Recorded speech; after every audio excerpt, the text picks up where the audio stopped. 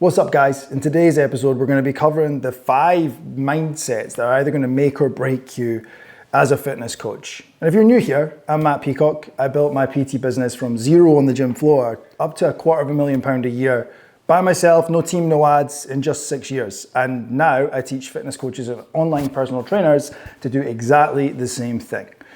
So if you are a PT or you're an online fitness coach of any description and you're looking to grow your business, then your mindset, in my opinion, is one of the most important tools that you have in order to scale your business. So let's break that down. We're going to explore the 5 core mindsets that basically are going to be the deciding factor on whether or not you do or don't achieve what you want. Whether you're just starting out or whether you're leveling up, these are going to help you get there faster regardless of what stage you're at. So I think the first thing we should do is just break down what those mindsets look like. So let's overview the mindsets, and then what we'll do is we'll take a quick dive into every single one of them, and then we'll cap out at the end with some actionable steps that you can use to kind of climb the mindset's ladder, because they're going to go from worst to best here. So if we look at them, in reality, at the bottom, we have active, negative. So someone's action is active. They're an active participant in it, but their attitude is negative. That's the bottom. One up from that is we have passive, negative. And then one up from that, we have passive in action and neutral in attitude. Then moving into the ones where we really want to be, the top 2 are where you'd like to be, is passive in action, but positive in attitude. And then the holy grail is active in action, but positive in attitude. Now, like I say, the top 2 are where we want to be, and I'm just going to point out right at the start, I don't think every coach needs to be active positive. I think you should at very least aim for passive positive, and then thereafter, if we can get to active positive, even better. So if we break these down, and we will start from the bottom and we'll work our way to the best. If we start at the bottom of our table, we have active negative. Now, in my opinion, the absolute worst mindset you can have. People here have the active belief that nothing will work for them. Everyone knows one of these people. It's like, well, that won't work for me because I'm special. There's kind of the special snowflake syndrome, if you like. They join programs thinking, well, it might work for others, but it won't work for me. But because, and then they give some erroneous reason as to why nothing ever works for them. And it usually comes from being told they were like special as a kid, or just thinking their problems are bigger or more unique than anyone else. I know Tony Robbins talks a lot about that. The one thing people have an addiction to above all else is problems, and problems that are bigger than everyone else's. So these people really are the real bottom of the food chain. And I think all of us at least know one person who's like this. And the easiest way I can make an example of this would be someone who signs up for, say, mentoring and then quits within a week because it doesn't work for them. When there is thousands, or there are thousands of social proof evidences that this does work. Like if you have a client who signs up and you have thousands of people that have come before and got a fantastic result as a coach, I think we've all experienced that one client. It's like, well, it won't work for me because my metabolism, it won't work for me because my age, it won't work for me because insert bullshit excuse here. So if we think that's right at the bottom of the food chain, then I think like the next one up from that, looking at passive negatives. The first one was someone that was actively a participant in being negative about why things don't work for them. The next one up from that would be someone that's passive but still remains negative. So this is slightly better, but in my opinion, still a pretty toxic place to be. These guys are stuck in their past failures. So nothing worked before, so why on earth would it work now is the kind of mindset that they tend to take. An example here would be someone that starts posting content, a coach starts posting content on Instagram, wherever it may well be, and then gives up after 2 weeks and blames the platform or blames the niche and blames all kinds of other shit for exactly why they are where they are. Now, if we move up one more, we're kind of getting to the middle of the diagram now, we're getting into a more positive place. We've now moved to passive neutral. So we're now no longer negative. We've remained passive in our action, but at least in their attitude, they're now neutral. There's less negativity there. These people realistically are the ultimate fence sitters. They're not negative, but also they're not positive. So they kind of don't fall in either one of those camps. They're just meh. And those people think in a way that might sound like, it might work, it might not. And I think a lot of the time these people are passengers in someone else's journey. They're not like the active main character in their own story. And I'll tell you right now, I am the main character in my own story. If it is to be, it is up to me. And it's a mindset that has served me incredibly well. And I'll break that down in a wee minute. But these people are, well, it might not. And there's this, they have abdicated any responsibility for growth, for progress, for achievement to, oh, we'll see. Well, hope isn't a strategy. And to quote Bad Santa, if you've not seen that film, a fantastic film, Billy Bob Thornton says to the kid at one point, the kid's like, oh, I really wish I get a stuffed elephant for Christmas. And he says, well, wish in one hand and shit in the other one. See which one fills up first. Wishing and hoping is absolutely not a strategy. So if we're looking at passive neutral, the result of this mindset realistically is paralysis and lack of decision making. And if you're in a place of paralysis, lack of decision making, I think what that generally equates to is missed opportunity, is you never make a decision on anything, so a lot of shit passes you by. And I think these coaches are the ones that, even though they're not negative, they see other coaches overtake and leapfrog them very quickly. And I think there probably were a lot of people like that in my journey where they were passive neutral and had been a coach for a lot longer than me, but because I had a stronger mindset coming into it, I leapfrogged them several times over. So an example of that would be someone that maybe joins a program. Maybe, let's say, for an example's sake, you join a mentorship program. And in that mentorship program, you take a lot of notes. You turn up to the calls, you ask questions, you take notes. But you do fuck all with those notes. So there's a real lack of implementation in this camp. So if you find yourself being the busybody, taking notes, but not actually doing anything with those notes because you're waiting for the right time, this is where you probably fall. And I think a lot of people probably do fall into this camp based on my experience coaching thousands of coaches from all around the world. We have a sticker in the Optimized Coach that said, the right time is always right now, tomorrow's an excuse. And I think that's a very, very poignant message, is that I think a lot of the time we're waiting for, we've all had clients. Oh, I'll sign up when the kids go back to school. I'll sign up when I get a promotion. I'll sign up when I've lost a bit of weight myself. And none of that really helps. So I think those people, whilst it doesn't feel negative, it's just as dangerous as the first two mindsets. Then climbing the ladder into where we really want, we're getting now into the stages of this process that we want to be in. So mindset number 4 is passive positive. So this person is passive in their action, but at least now we remain positive in their attitude. So this is a much healthier place to be. They're positive, but I would say they're less proactive.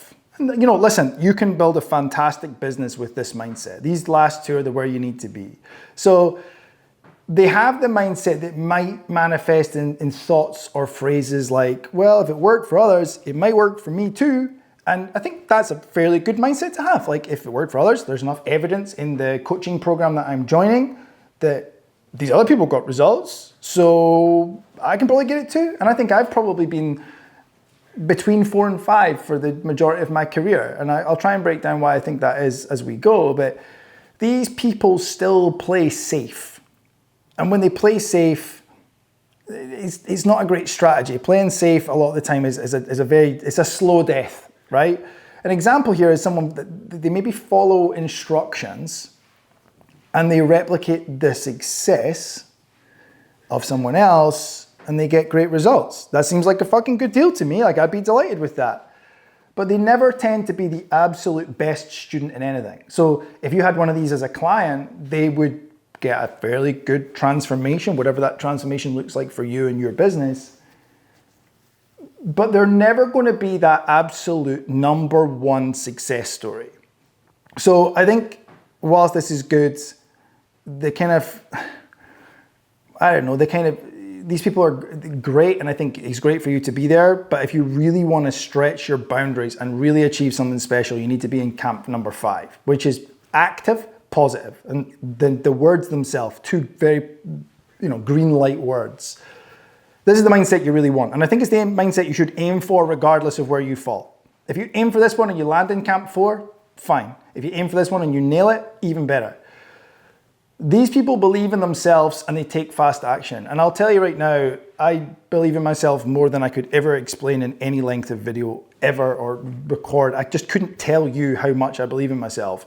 And when Sarah and I asked my mum, where did that come from? We got a really interesting answer. So I think this is helpful for you to hear. Sarah asked my mum, why does Matt believe in himself? Why is he so self-confident? Where does it come from? And she says, my mum said, I think it's because he wasn't. I think it's because he was really underconfident as a kid and quiet, or not, I don't know if I was ever quiet, but inwardly lacking in self-confidence. So as a result of being embarrassed by that, I became this character where nothing fazed me. So before I say this next sentence, I want to just highlight the fact that I was brought up in the early 90s, and the early 90s were a different time to now. So my mum, if Ross, my brother and I were particularly bad, you better believe you're going to slap on the back of the legs or the arse. That's just what happened. I know it's frowned upon now, but it seemed to work very well for us. And my mum would come, if I was bad, she'd chase me up the stairs and then she'd give me a slap on the back of the legs. And I would turn around and say, didn't hurt. And that was my I'm super confident, you can't hurt me mindset. And you know what, I faked it for so long that I became it.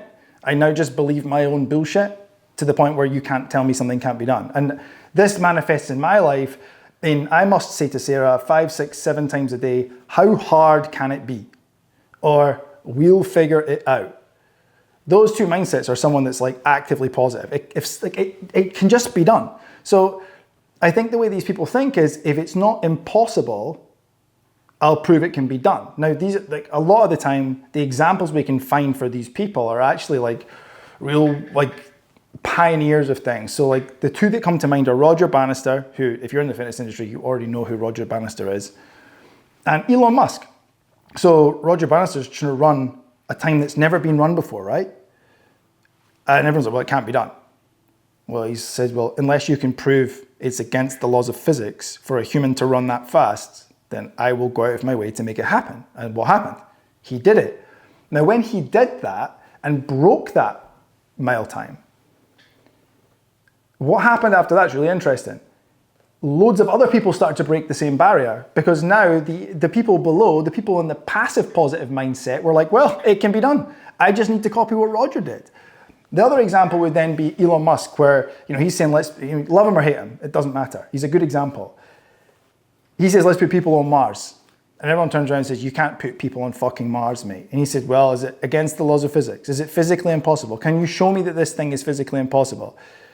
Well, no, we can't show you that. Well, then I will show you it can be done. Or I will at least conclude that it categorically can. So an example of this is someone that learns something. They come into, for me, thinking about my clients, if they come in, they learn some form of strategy, right? I teach them something, or they osmotically take something from a call otherwise. They just learn a new strategy of some description. They then implement that immediately, and they refine it on the go. They don't wait for perfect. I don't understand it fully yet. They don't try to understand every nut and bolt. They're like, I understand why this works. It seems like there's logic behind this idea. I can make this happen. And I think this is the absolute holy grail place to be. So if we think about now having all those, we go active negative, passive negative, passive neutral, passive positive, and then active positive. If we think about all that, the first thing I would ask you to do is think about, where do you personally feel like you fall in that ladder system? Once you've identified where you are, the goal is to move up the rungs of the ladder. So I put together a couple of ideas as to what I think you can do to shift your mindset. I should add, I think mindset's a bit of a weird word. I feel like I used to have mindset in the name of my business, and I feel like it's been dragged through the mud a lot over the last few years. And because of that, there's been a lot of kind of charlatans getting into mental health, and so it's a bit of a dirty word now. I like the word mentality. Shout out to my client Toby for that one. So we're thinking about how your mindset or your mentality is, and how we can flip it up, move up the ladder. Tip number 1 would be to bank social proof. I can't emphasize this one enough. The reason it's tip number 1 is because I think it's probably the easiest, lowest hanging fruit that every coach at any level can do. If you start collecting wins, testimonials, before and afters, screenshots of positive messages from clients, what we tend to do is we bang them in a folder and we forget about it. But if you can look at that often, it's evidence that you can get results. It's evidence that you can change people's lives. And what I've found with the coaches that stick to this is that they start to view themselves as a professional rather than a fitness coach or a fat loss expert or fucking running coach, whatever you want to call it. They start to understand the wider impact of their coaching and that they are an architect of change, is the phrase that we like to use. They change lives fundamentally, not just the life of the client that they have, but the life of the people around them.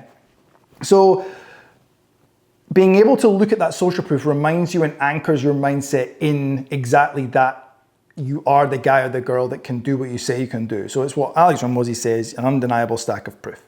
Now, one specific place I think you can use this to most potent efficiency here is if you're about to have a sales call, there's a couple of things I would advise you do. The first thing is obviously prep for the call. Most coaches don't. We'll do a whole other episode on that. But I think besides that, you should be sitting for 5 minutes before your call and you should review the social proof that you have. Remind yourself, remind your own brain. People need to be reminded more than they're taught. You will need to be reminded more than you're taught that you're fucking great at your job. But if you can anchor in that feeling moving into the sales discussion, I fucking promise you're an unstoppable force. The way that sales really works is that it's he who is most confident, or she in whatever case, who is most confident will ultimately probably convince the other person that their reality is true. So if you go into it knowing that you are a shit hot coach, knowing that you get world-class results, all of a sudden now you move from passive positive to active positive or whatever you are in the chart. So the first thing is to bank social proof, but not just bank it, is to review regularly. Have scheduled times in your calendars throughout the week that you're going to go back and review that. Now, tip number 2 would be to control your inputs. Now, we're all familiar with the phrase, you are what you eat. Love it or hate it, it's fairly well used. It's a very cliche these days. I would always hasten that you are not what you eat, you are what you consume. So I mean, from a food standpoint, like if you eat really healthy, but you drink loads of alcohol and fizzy juice and no water, then you're consuming things that are contrary to the goal. But you also feed and consume into yourself more than food and drink. You consume with your eyes, with your ears, with your brain. There's so much more that goes into this, and what you feed your mind really fucking matters. Think of it like your content diet. So as fitness coaches, we're all critically aware of like what we eat and how we eat and when we eat and what's good and what's bad, and we've all got different opinions, and that's fine, but I think we all agree that eating better in some capacity is good. Your content diet equals your mental state. So if you hang around negativity, you'll catch negativity like a disease. You want to curate your world like your results depend on it, because here's the punchline, they do. So ways that this plays out is if you're in a gym, I know when I was in the gym on the gym floor, I was always a relatively positive person, but I found myself becoming increasingly negative in the gym because they're all great people and they're still friends of mine to this day, but they'd been beaten down by working in the gym for much longer than I, and they were very negative about their experience of working in the gym. So they would hang around and lean on the counter between clients and complain about people being late or how shit it was or being underpaid or overworked or long hours or early starts, late finishes, how shit the gym is, this is broken, that's broken. And as a result, that negativity started to seep into me and I started joining in. And before I knew it, I was becoming negative. So I started to distance myself, and when I had breaks, I would go and make content or do my online work, and I would just be very careful about what I was taking in. Other examples are, what media do you consume? Like, how much are you scrolling? I know most of you will have someone who you follow on social media that when you see their stuff, you're like, fuck this guy. Well, mute them. If you can't unfollow them because it will cause an argument, just mute them. Like, you can curate it's your Instagram, it's your fucking world. Curate it in a way that is positive, not negative. So for me, I've got a lot of people on mute. That's fine. It's not because I don't like them. It's not because I don't want to be friends with them. It's because I don't want to consume that because it has a negative impact on my mindset. Same thing goes for, I just stopped watching the news about a decade ago. I'm not interested in mainstream media. I disagree with it on a number of levels, and that's a rant for another day. But what are you listening to? Podcasts wise, what are you watching? YouTube, TV, okay, who are you listening to? Who are you hanging around? What are you eating and drinking? All these things matter, but if you really aggressively control your inputs, really aggressively protect your inputs and think about what you're putting in, I know you can literally change your life wherever you are today. Because for me, I actually built a playlist of a couple of audios that for me have quite specific meaning, and it's probably, again, another discussion for another day, but I think there are 4 audios in one Spotify playlist I've made. It's private, so good luck finding it. That I listen to every morning. I just put my headphones on when I'm getting ready, and I listen to it. And it just primes me for the day, and it just anchors me in that positivity and that active positivity. Tip number 3 here would be do, have, which is, well understood. I think, lots of people have used it. I don't know who originally said it, but do, have works like this. The first step is to be the successful version of you now. You can just choose to start being that person and thinking of yourself as you already have that success. Because I think if you look in your past, you will find examples of where you fucked it and failed. And a lot of the people in the negative mindset will use that as their anchor. I have lots of examples of me failing in my life. I have lots of examples of terrible decisions and bad choices and everything else. But on the contrary, I also have lots of evidence, as you will, of loads of great decisions, loads of great outcomes, loads of great wins, things I've overcome, challenges I have overcome. So if we can anchor in that, we can start to view ourselves as successful, because no matter where you're at, you're already successful. You're already worthy, you're already successful, you're already a fucking legend. The minute you start realizing that you are a fucking legend, then you can start thinking like that. So you can think like the people who already have what you have, right? You move like them, speak like them. Then you can do what they do. So I always say, like, Christians have got a really solid example of this. Like, I'm in no way religious, but I'm familiar with most religions. So I've got a couple of friends that are mad religious types. One of them's Christian. He has his little wristband, those little silicone things that we used to wear in like the early noughties. And it says, what would Jesus do? Now, I don't fucking know, but he seems to know. Now, whenever he has a difficult decision, he thinks, what would Jesus do? And he makes a decision in line with his belief system, which is Christianity and the Bible and all that. You don't have to be religious to use that exact framework. You think of the people that already have what you want rather. So the people that already have what you want and have built what you want and have got the things that you want and achieved the things that you want, if you can start to ask yourself, let's call a guy John. John that you know is that guy. What would John do in this situation? You can start acting like them. The irony of starting to think of yourself like a fucking legend and then acting like John in this scenario, eventually you'll have what they have. And this is the whole James Clear model of like actions and outcomes. If you've not read Atomic Habits, it's worth reading. And it's probably worth refamiliarizing yourself with that kind of dartboard analogy, where we set outcomes and expect the goals and outcomes that we've set to just miraculously come true. When in actual fact, as we know as coaches, if a client wants to lose 10 kilograms, saying I want to lose 10 kilograms is really just the start. What are the actions that will lead to that outcome? So for you, if you can think about what John would do, you now have a list of actions. And if you commit to those actions over a long enough time horizon, you will have what John has. It's as simple as that.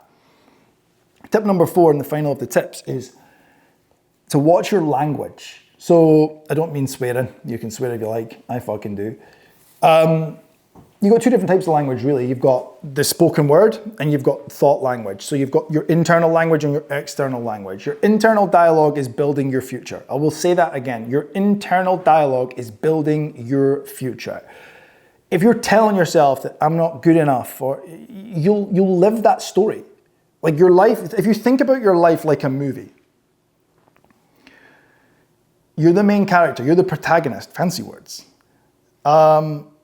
You need to think like a fucking champion here. And I think the fastest way to do that is to ask better questions of yourself, because that internal language we don't mention a lot.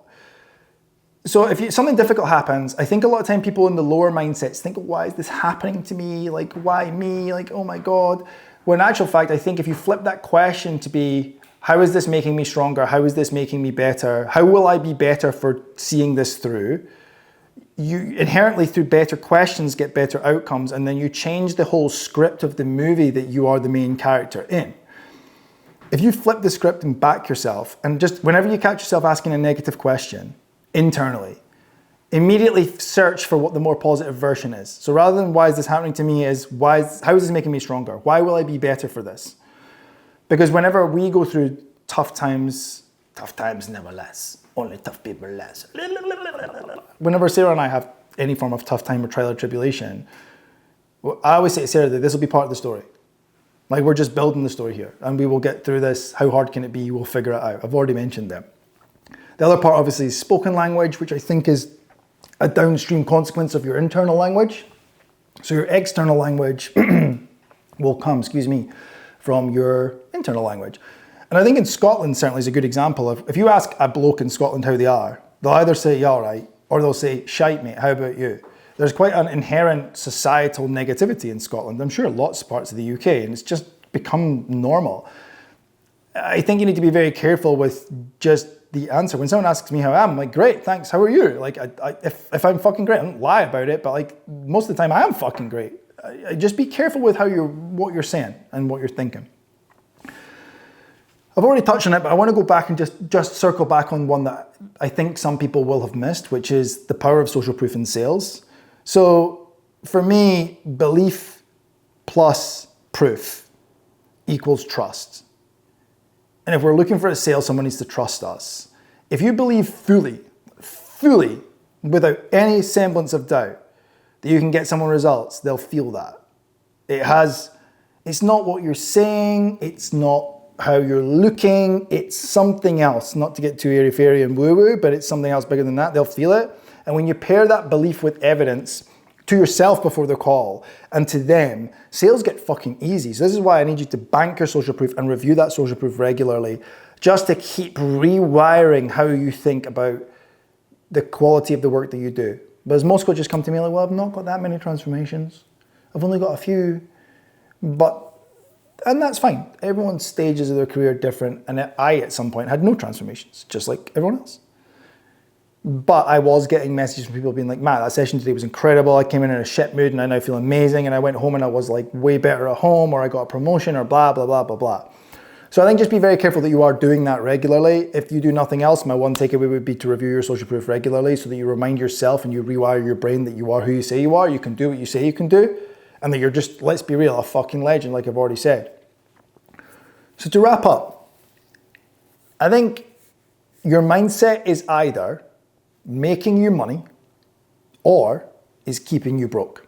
They're the two options that are available to you. There is no third option. It's either making you money or it's keeping you broke. If you have a negative predisposition in your mindset, the first step is to admit that. Then I'm not here to make you feel bad about it. I'm here to make you aware, because the first step to any change in anything in life is awareness. You can't change something you're not aware of. If you don't know you've got shite on the sole of your shoe, you can't get the shite off. Simple as that. So if negative is your predisposition, you're going to end up broke. I'm just going to hit you with that one straight up. If neutral is your predisposition, you will grow, but eventually you will be stuck. And if positive is your predisposition, you will have momentum. Now for me, momentum is like the fucking secret sauce in work and life. If you think about your training, because it's the easiest way I can make this clear to absolutely every coach on the planet. When you have momentum in a training block and you're working towards a clear outcome with clear inputs. So you've said, I want to complete an Ironman. The outcome is set. You've then gone back in the James Clear Atomic Habits fashion and looked at actions, be, do, have. And you've started to act and think like an Ironman. You've started to act and think like someone who already has done that. You are training in a way that is progressive. And with that, you build momentum towards that goal. And when you have momentum towards that goal, you become unstoppable. You have inertia, which is basically in physics that something wants to keep doing what it's doing. So if I drop a bowling ball out of a plane, it just wants to keep going down, down, and down, and down, and down. It's not going to start floating. It's not going to stop. And when it hits something, it's going to drive a hole in the fucking ground because it wants to keep doing what it's doing. You have momentum, you have inertia, and I think those things are the most important fundamentals of business and in life and in training. A couple of final thoughts are, I just want to remind you that you're always right. And what I mean by that is whether you believe you can or you can't, you're correct. It's as simple as that. If you believe that you can't build an online business that brings in X per month, then you won't build a business online that brings in X per month. If you believe that you can, I fundamentally believe that whilst you might not have the skills right now, you will find the ways to acquire those skills, compound those skills, and acquire the outcome because you look at a clear outcome that you know is achievable in your heart of hearts, and then you acquire the actions through either knowing them or acquiring the knowledge through someone else. So I need you to start believing that you can. I don't need you to even fully believe it. If we go back to the example of Matt as a kid, he didn't believe it. There was a lot of reasons why I was underconfident as a kid, a lot of them. And I believed that I was underconfident until I was like, you know what, fuck this. I don't want anyone to know about this. So I started believing in a fake way that I was confident and unstoppable. And sooner rather than later, I don't know when it happened, it compounded. Now you can't tell me I can't do something. Physically impossible. I will just fucking do it. So my final thought really is, if you want a better mindset, I don't want you to chase shiny new tactics. Like, you don't need a new way to make Instagram content. You don't need a new bio picture. You don't need a new application form. You need to start by feeding your brain daily with the right inputs, which is why, and this is going to sound like a sales pitch, and it's genuinely not, is why for me, I'll speak for myself rather than making it about you. For myself, I have found that being in mentorship groups, being in circles, being at tables, being in WhatsApp groups, Facebook groups, in rooms and in meetings, physically and digitally with the right people, my mindset has got so much better because I'm surrounded by people who have a better mindset than me and have better outcomes than me. So by default of them having better mindset, that will osmotically transfer to me. I will acquire that mindset because it rubs off on you. By default of them having better outcomes than me, I can examine their actions and in some cases just ask what their actions are. And in that case, I can copy them because I believe that if those actions led to the outcome, they're no different to me. There is no one that's any different to me. And if you don't believe me on this one, I bet you know a coach that's a worse coach than you from every angle who's making more money than you. Make that make sense. It doesn't make sense. Their actions are better than you somewhere.